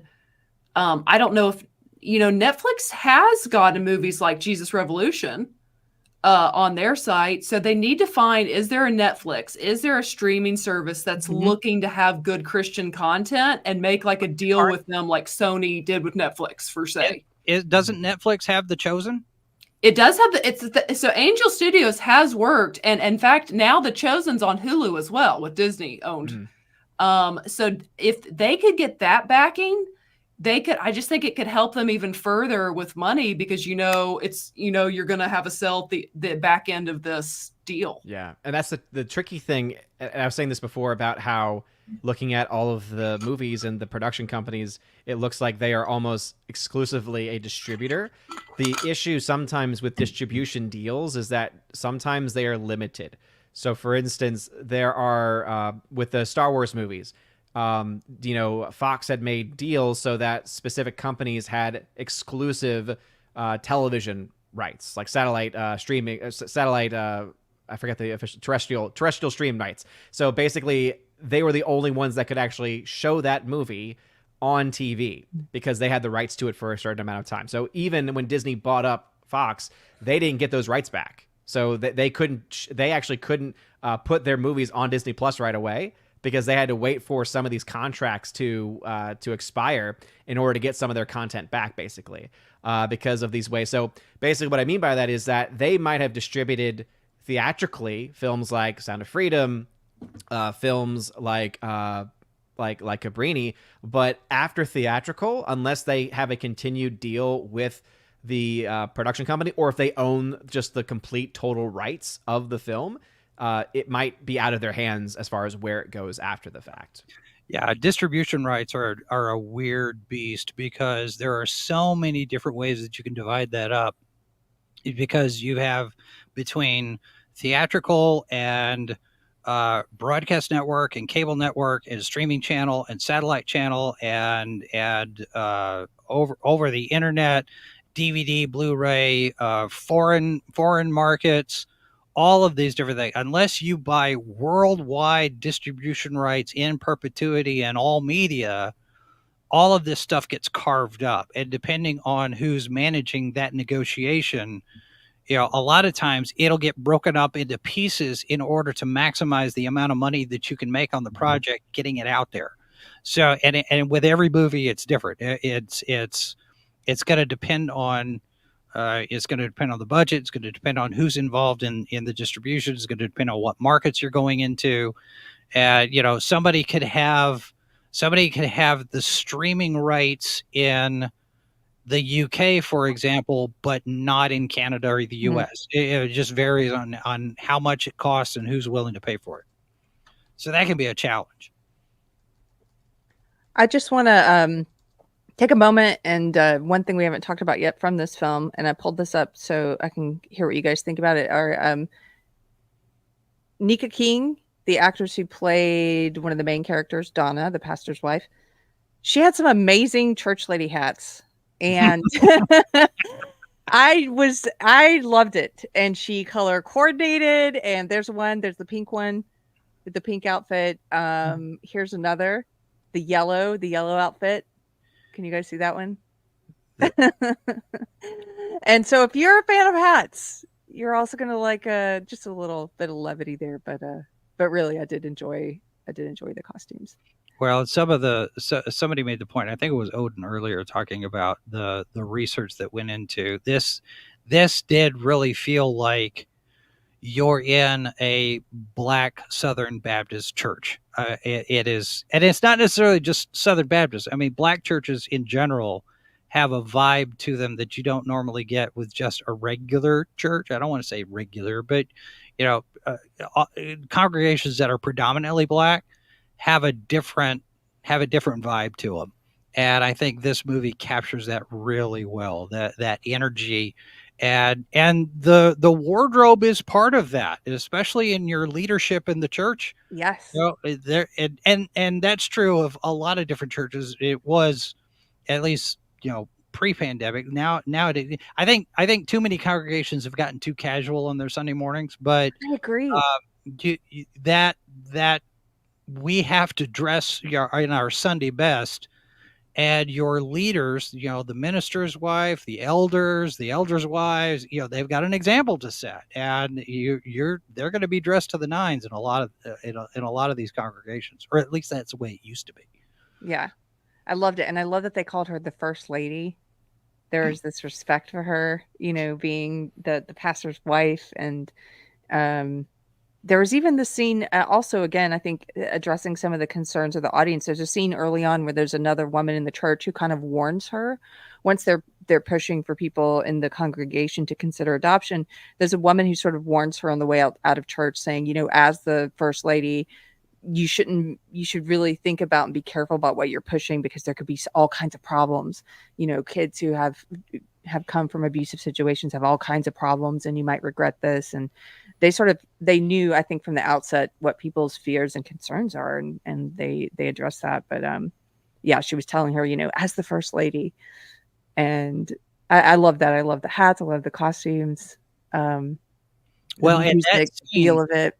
And that scene is kind of a Chekhov's gun scene that pays off later on with Terry and that woman, who warns Donna, this might not work out. She's actually the one later that does what she does when Terry goes missing. Oh, is she the one that finds her with the mom and walks back up with her? No. She's the one that calls Susan. She's the one that calls Susan. Okay. She's the snitch. The snitch. Got it. I've tried to avoid spoilers, but yeah. We've tell people we might spoil it for you. We've been promoting this for a few weeks now, so hopefully people got a chance to see it beforehand. And it's not one that you can really spoil because it's the emotion of the moment that you can't spoil for anybody. I could tell you the whole plot of it, but it's not going to change the emotion of the moment that's portrayed by the actors. It is a real experience. Yeah. Thank you to KB for gifting 5 Deprogrammed memberships. Thanks for hanging out with us tonight, KB. And those of you who scooped those up, big thanks to KB. Poetry Painter, hey lady, for $10. Poetry Painter told me that she went to see this with some church ladies. So there you go. They took a little trip to the theater together. She says, thank you for the stream. I will try and keep listening as I cook. I appreciate you. Let her cook. Let her cook. Let her cook. And then Anakin's burnt whiner for $4.99. I'm kidding. Mr. Wiener says, Michelle, didn't you like, oh, she's not here. Didn't you, oh, there you are. Didn't you like the baseball movies that you've seen? I would give We Are Marshall a try. Yeah, I did like the baseball movies. So We Are Marshall is a baseball movie? It's a football. It's football. Oh, yes. Yeah, I know the story of that. Yeah. I mean, I've not seen the movie, but I know the story. Yeah. And don't get me wrong, I was not telling her not to watch it. It's more of a just knowing just how. Yes, I was just like, it's gonna break you in the beginning of the movie. So. Yeah. Well, and sometimes what I'm saying is like Cabrini broke me at the beginning. Sometimes you just have to be in a mood. Yeah. To be broken. Yeah. The film is great. Matthew McConaughey does a very good job. Okay, so I made it to watch it. Or what I'm saying too is Angel Studios has such a great track record. Like I'm very much looking to Bonhoeffer, but again, I know how that ends. But it does look excellent, and I very much want to see that story. I hope at some point Angel Studios can get to the place where they continue doing these real stories that really do touch people's heart, just like Sound of Hope. Of course, we know they distributed Sound of Freedom, Cabrini, those type movies. I hope at some point they can add into it, mixing in. At some point, we need some good Christian fiction. Would be really nice. Isn't that what The Shift is? The Shift is, it is. So that's their one fiction one they did, and it was decent. But I give it an A for effort in many ways, and I did enjoy it on many levels. But what I don't know. Tonight again, this one it is heavy, so I give that warning. It is very heavy. Mm-hmm.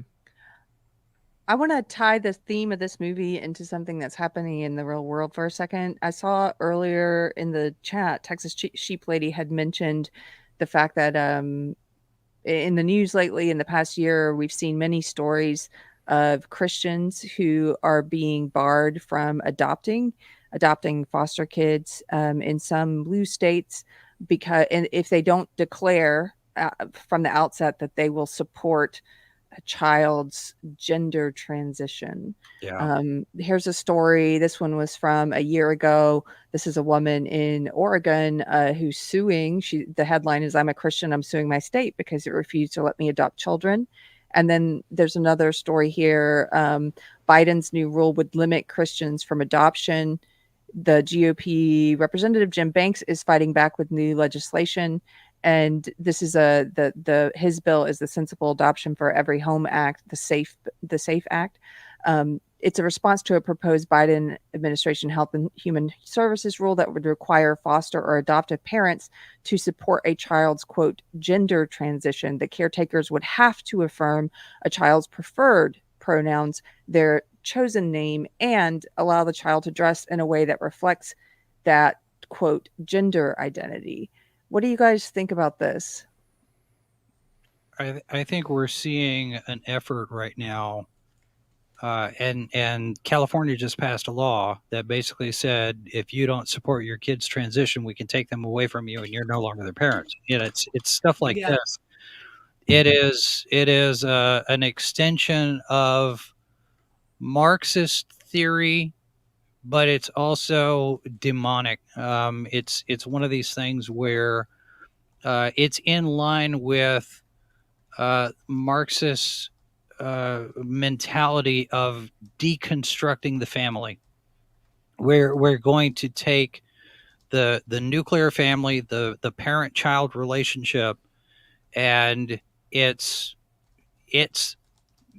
has to be destroyed and replaced by the state. You know, and it's the parent-child relationship, but also a person's relationship with God has to be severed, and God needs to be replaced by the state. Mom and dad need to be replaced by the state. Your father confessor, your minister, your preacher, your teacher has to be replaced by the state. And this is in line even with some of these situations where Christians who are standing outside abortion clinics, and all they're doing is either holding a sign or they're praying or something. They're being labeled as domestic terrorists at this point. This is insidious, and it is odious behavior on the part of government agencies to destroy Western value. I mean, not just Christian values, but just Western values in general. I mean, the whole idea of the family unit is under attack from these people. It's to destroy. I would say Christian value is actually probably more accurate, because it's actually it is set out to destroy the image of God. Yeah, because we are made in the image of God, right? Literally, male and female. He created them, and this entire movement is meant to spit in the face of God, to mock God, and to then try to become God. And it's nothing new, right? That's why people brought up recently we obviously have also everything going on with the Olympics as well. And some people have said, people are offended. It's like, well, the only offense I have is the fact that it is egregiously offensive to God. And that is just something that you do not ever play with, right? We've seen historically and biblically what happens when you decide to stick it to God. It's never a good idea to do that. What happened in the 11th district that night, right? The power went out except for the church on the hill. Except for, the Church of the Sacred Heart. Yeah. And and that was such a powerful image to see, because again, God will not be mocked.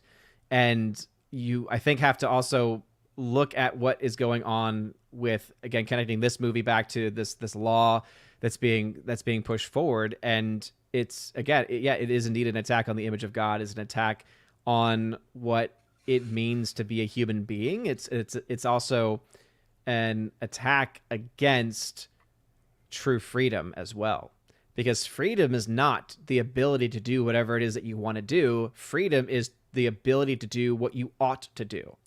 And so if there is anything that keeps a parent from adopting a child for the mere reason of raising them as they have been created to be in the image of God, if that is going to be what keeps someone from being adopted, whoever is proposing that, whoever is pushing forward from that, needs to be removed from office, needs to lose their job, and needs to be held accountable for pushing such. And I would use the word, you're using a lot of awesome words there, Jason.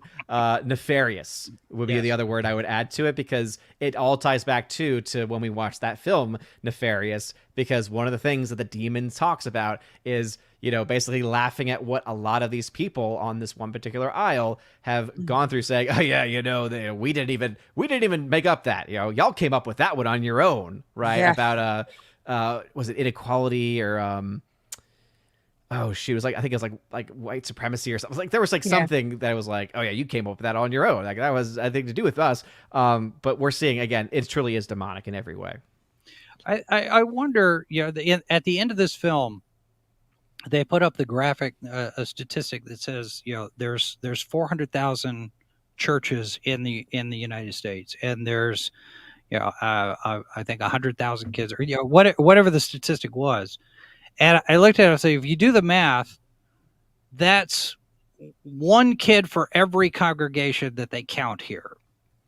And I thought, what would happen if all of these churches, or a majority of these churches, all stood up at the same time and said, the line must be drawn here, government. We are going to take care of these kids. We are going to do this thing that is the right and proper thing to do. And you guys stay out of it. If there was a moral uprising, almost, not a violent one, but enough of one where you had this entire movement that's, for the left, emotionally driven, let's do it for the kids, right? And this pushback against the government interfering with, doing stuff that they shouldn't ought to be involved in at all. I wonder what would happen. I wonder if the government would back down, or if they would double down, and suddenly now we get into another, Floydistan Summer of Love situation. Yeah. Only now we're doing it for the kids. The kids become the reason why people are willing to fight. What an amazing, just to imagine, what an amazing revival, kind of grassroots revolution, to use one of their words, to have, if you were to see 400,000 churches come together, or let's say 100,000 of those churches come together and say, we're going to find a way to adopt the 100,000 kids. Let's make this, and it's not political. We're doing this because it's what we believe. It's the right thing to do. And we're going to find 100,000 families that are willing to take on this burden. Like, how amazing would that be to see something truly grassroots when there's all this fake grassroots stuff being pushed at us all the time?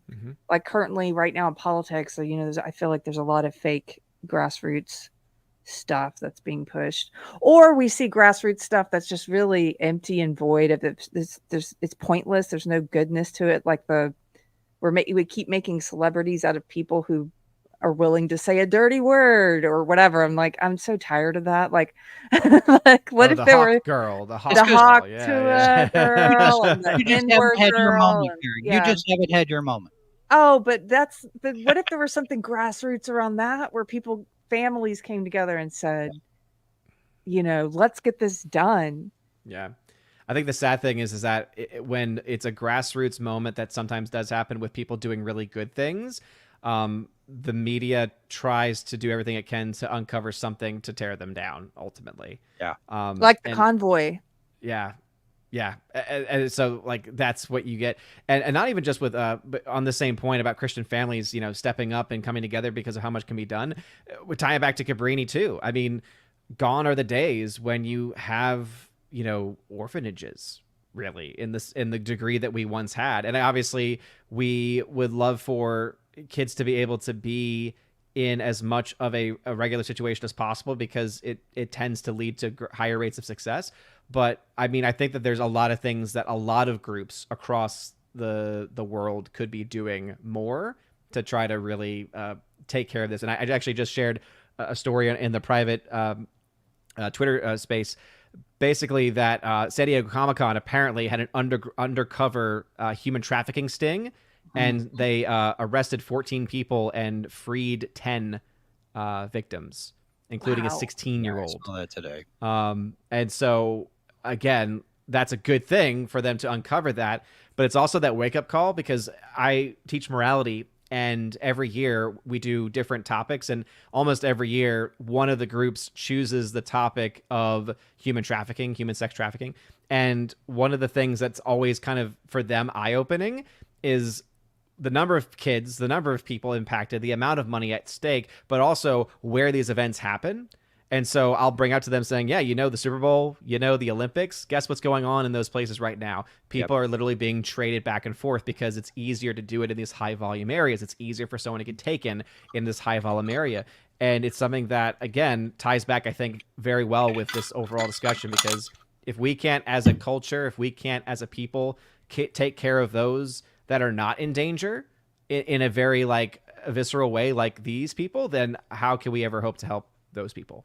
Yeah. And there's a lot of money around those events too. I mean, the Republican convention, the Democrat convention, like you said, the Olympics, the Super Bowl, Comic-Con, any major trade shows, any kind of affinity group convention. It was funny. I was working AV, audiovisual tech for Mensa's annual gathering. It was here in Kansas City a few weeks ago. And you think, Mensa, these are very smart people. They're going to be talking about very smart topics. But even there, they had panel discussions on things like polyamory. And I'm thinking, wait, at Mensa? Mensa should be talking about things, like exploring space and NASA and math and polynomials and algebra and chess. There are some really strange topics that showed up there at Mensa, but it just shows the moral rot and decay that has just suffused through everything. And you talk about Odin, you talk about the orphanages. That's again another place where the state has replaced the church. Your welfare system, your foster care system, all of these government agencies, government programs that have come in and just kind of wormed their way in and replaced the church-based, the faith-based operations, and a lot of this stuff. Mental health care facilities are gone. Orphanages are gone. Soup kitchens, you got to have all sorts of 6 ways from Sundays permits to even do. Yeah. I mean, how many times have we run across stories where these people are like, okay, we're going to take this leftover food from this restaurant and we're going to distribute it. No, you can't do that because the health codes say that if it doesn't get sold, it has to get thrown in the dumpster. The government. So much waste. When I worked at AMC, it was the toughest thing of that job before I was able to rise to become like a supervisor. When I was working the concession stand was when you closed, because it was like 2 giant bags of popcorn in the trash because everything had to go. We would throw away sometimes 5 to 15 hot dogs that hadn't been bought, countless pretzels, like all of these things that we could not reuse the next day, and it would just be in the trash. And it's just such a sad state that, yeah, because of all that red tape, just to give someone food. Like, honestly, I'm not surprised that these places haven't started to go after individuals who give people on the side of the street. Like, imagine if all of a sudden, like, there's a law passed, because, nothing is past these people, right? All of a sudden it becomes illegal to give a homeless person a bottle of water because it hasn't been vetted. I mean, like, that's the kind of mindset they have. Instead of caring about and trying to solve the real problem, they're going after the people who are trying to help. It's like, I'm the government and I'm here to help. Yeah, remember what Ronald Reagan said. That's some of the worst words that you could ever hear from anybody. Yes. This is just cracks me up. I don't know who this is in the chat. The original Hawk to a Girl for $1.99. Did I hear y'all mention my name? But anytime her name is mentioned, she shows up. I have to say this much, though. Unlike the so-called original Hawk to a Girl, who I would not trust with anything, at least the one making money is actually using it to help puppies. Yeah. That's true. Or something positive. Yeah. What is she doing with it? So she went to this, she went to like a Petco or something and bought like thousands of dollars worth of like dog foods and stuff like that to donate to like animal shelters. Yeah, she's done a lot of charity work, and she has publicly said that she is never going to do an OnlyFans. So, Good. Mhm. she's taking a stand. She's drawn a line in the sand for that. That's a good thing to see. Who is this? I just need to know who's that funny. Thank you. Oh man. Okay. Well, on that note, I really enjoyed this movie about adoption, and It was a very good movie. I don't ever want to. I don't want to come across like I didn't like it. I did. It was something you have to be in the mood for. Yeah. yes, For me. I 100% recommend it. I think Mhm. I think it's specifically going to appeal to Christians, but I like what Brahma had to say when I asked about, do you think it appeals to people who are not Christians? And he said comics loved it. So I think also if you're just curious about what a faith walk looks like, that's also portrayed, I think, really well and very raw in this film. So I would highly recommend it, and that you get a chance to see it when it's streaming digitally. Did you guys have any final thoughts on the movie that you wanted to share? Or does anybody want to tell me what they have coming up? Okay, then good night. Okay. No, I will, because I pretty much just said my final thoughts that it is a heavier movie, but it is a very well made, well acted, good movie as well. I would say for us, Force of Light Entertainment, we just put out our first time watching reaction of Crocodile Dundee. So if you guys go watch the new Angel Studios movie, and you're actually by the end of it though, it's happy. It is happy at the end. But Yes. if you still need something to really lighten the mood, you can come join us and watch Crocodile Dundee with Natalie and I. So check us out over there at Force of Light Entertainment. And Michelle, when you watch We Are Marshall, do a double feature and do Remember the Titans afterwards. Ooh, Well, I've yeah, already seen Remember the Titans. Well, that doesn't mean you can't watch it again. Well, we can watch it, but we do the first time watching reaction. So yeah, that one's always things we've not seen. Yeah, for me, I like the sincerity of the movie. I like the fact that it doesn't come across as preachy. It doesn't come across as in your face with a 2x4. This is a Christian movie. It doesn't do that. It just says this is what happened, and I think it plays out really well. I think that was a smart way to approach it. And I think for a lot of people, if they do come across it, this is going to be one of those films. Hopefully it has legs in streaming and home video, that maybe it does have a little, some kind of impact on the system, because there are a lot of kids out there that are hurting and they need help. I'm glad that you worded it that way, because even though it may not financially be a success, I do think it could still culturally be a success, because let's say a lot of these communities maybe chose not to go out and see it and support it. All it takes is one of them to buy the movie Blu-ray. I'm sure Angel Studios would even be willing to send it out to a church community and to have a night where you watch it in the parish hall, in the fellowship hall, or whatever you have. And that could be a way where it, as you said, gets those legs after the fact, where it could have at least those cultural legs. And I think that could be a really cool thing to see, because I kind of just recapping, I also really enjoyed this movie. Does it have a few moments that are a bit of that, Christian feel moment? Absolutely, it's there. It's not shy about being a Christian film, but in general, it's a very solid film. On my critic list account, I gave it a 79%, which is a rad score. Wow. And I wanted to say another final thought I just thought of is I actually liked, you talk about some more hokey Christian moments. Maybe there aren't that many in it, but there might be a few. I actually really did like the scene with that megachurch pastor, to go back to that for a second. I didn't feel like it was ham-fisted so much as, for me, it made me think of like the big picture in the different ways that I see Christianity portrayed, and especially someone who's newer to the faith.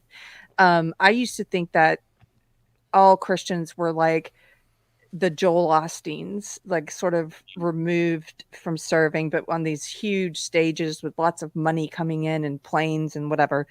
And so even if it was unfair to that pastor in that story, I don't know, the one who gave a check or whatever, even if it was ham-fisted in some ways, it still made me think about that in terms of like, what does it mean to serve Christ and to be a brother? I mean, the the black pastor even says to his wife, like, he's supposed to be my brother. Like, we worship the same Jesus.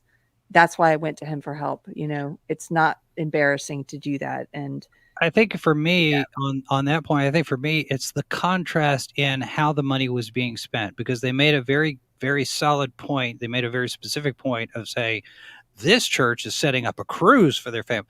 No, if the presentation of the stuff that was going on in the background had been about missions work, I think that scene would have worked better, because churches across the country have specific things that they budget. It's a business; they got a budget, and benevolent work, taking care of the orphans of the widows, going for visitations at the hospitals, and doing any kind of homeless outreach. All of that stuff costs money, and I think that scene could have played a little bit better if white church had been, look, we're in, we've got missions in Zambia coming up. We got stuff going on in South Africa. We're going to, we're taking the teens to Chicago. We've got all of our money already committed. We can only do so much. And instead it was, look at the rich church and how snooty they are. And I think that doesn't play. It didn't play well for me. Yeah. To counter just brief on that is, I think it actually, to me, adds to its authenticity too, though, because there are churches that do that. Yeah, it does. And so it's like as much as there is a church like in Possum Trot where it is family faith, there are also these churches that exist where it's money corporate. Yeah. And there's a Starbucks in the lobby. Yeah. I have figured out the formula for making Starbucks palatable, though. It's a ratio of 1 part Starbucks coffee, 3 parts hot water. You've got to dilute it down to almost nothing. Yeah. I will say too, though. I will say too, though, because you do have, and I don't know about Joel Osteen's church. We do have, there are certain churches, like I attend when I'm in Atlanta. It was the church I went to when I lived there. It's a pretty large church in our denomination. There's like over 5,000 people in it. But I actually worked with them, and I was one of the things I was most impressed with is all the community outreach that church does. Like, they devote so much money to literally reaching and changing kids' lives and people's lives in the city of Atlanta. So I just put it out there, not all big churches are, that way. It's a good caveat. I tend to generalize. I know that. Well, and again, that goes back to, where is the money committed? Size of the church doesn't necessarily, matter. I mean, the bigger the church, the more resources they have. But you also have then your leadership is determining your priorities on how that money gets spent. And that, big church, little church, there's only so much to go around. And I think there was a missed opportunity there to make that point. Yeah. This super chat was for Michelle from The Dictator, $1.99. Thank you so much. Says, I would like to see Michelle watching Blazing Saddles. Well, that may be coming very, very soon. Maybe next week. That's going to be exciting. Ask and you shall receive. And then Humdrum Superior for $5. Thank you so much. Says, Keri, I know you love puns and wordplay jokes, so here's a good one. If an angel statue is removed from a water fountain, is it a sans serif font? Jason loved that one. Oh, that one. Yeah, that one. Bravo. Well done. Well done. Thank you. Jason, I need you for the sound effects all the time. Thanks for bringing it home. Oh, that was good. That was really good. Thank you for that. We appreciate it. What do you have coming up, Odin? You can find me over at OMB Reviews, YouTube, Odyssey, Rumble, and Twitter. Got Friday Night Tights on Friday, 4 p.m. over on Nerdrotic. Salty Saturday podcast, 1 p.m. Eastern Time on the Salty Nerd podcast. And then my stream is now on Monday evenings, right after, or as close to right after, the Force of Light Entertainment Monday show. So around 7:45 p.m. to 8 p.m., depending, on Monday nights, every Monday Eastern Time. Cool. And Jason, What do you have coming up? Well, Live from the Bunker is our main thing that we're doing right now. At 1 p.m. Eastern, whenever we do one. This week, we've been talking about the news coming out of San Diego Comic-Con. Today, we talked about Star Trek. Monday, we talked about DC and Marvel. I don't know what we're going to talk about tomorrow. And then sci-fi4me.com is where we post our book reviews, movie reviews, awards news, and that sort of thing. It's also where we have the largest list of Comic-Cons and conventions anywhere in the world. We are at 3,019 worldwide events that are all active and current and going on somewhere on the planet, including a calendar. So you could do a search, find a Comic-Con close to you. But yeah, we're topped out over 3,000 now. That's impressive. Yeah. I'm so glad you joined us tonight. Thank you for being here. Yeah, thanks for having me. This was fun. Thank you, guys. Thank you to the chat. Thanks for being here. Thanks for being patient with us. And go see this movie when you get a chance. What do we give it? We all give it a thumbs up. Sure. Yeah, definitely. Cool. 79%. That's where I'm at. Odin's thumb is without the nail. It's like just a little bit. I'm all about that critic list, so it's rad. It's a rad movie. It's a rad movie. Like cool. Yeah. Thank you guys. Take care, and we'll see you in a couple of weeks for another That Christian panel. We do these on every 2 weeks on Wednesdays at 6 o'clock Central. Take care. Bye.